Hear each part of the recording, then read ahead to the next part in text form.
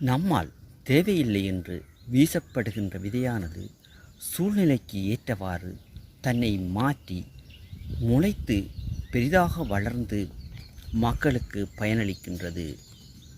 ஆனால் நம்மை யாரோ தேவையில்லை என்று தூக்கி எறிந்து விட்டால் நம் மனதை கஷ்டப்படுத்தி கொண்டு முடங்கி கிடக்கக்கூடாது.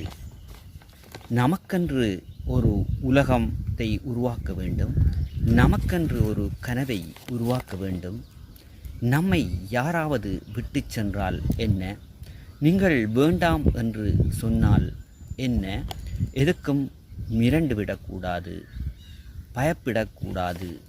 நீங்கள் இவ்வாறான பிரச்சனைகளை எதிர்கொண்டால் முதலில் அதிலிருந்து வெளிவர வேண்டும்.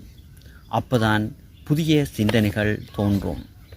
நாம் கற்றுக்கொள்ள வேண்டியவை, தெரிந்து கொள்ள வேண்டியவை நிறையவே இருக்கின்றது. அதனால் மனதை குழப்பாது ஒருநிலைப்படுத்த வேண்டும். நம்மை நாம் வளர்ப்பதற்கான உத்திகளை அமைக்க வேண்டும்.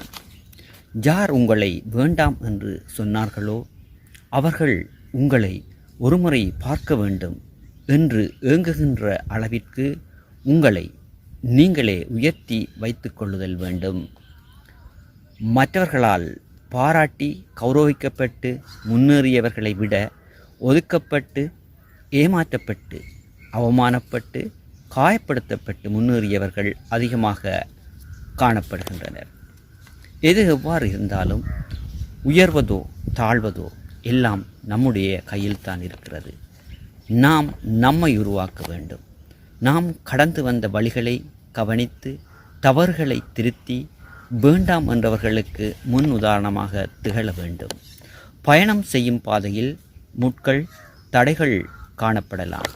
முதலில் அவைகளை மெதுவாக அகற்ற வேண்டும். அப்போதான் சூரியன் உதயமாகும். இதற்கும் மனதை ஒருநிலைப்படுத்தி மனதை தளரவிடாது அடுத்த கட்டத்துக்கு நகருதல் வேண்டும்.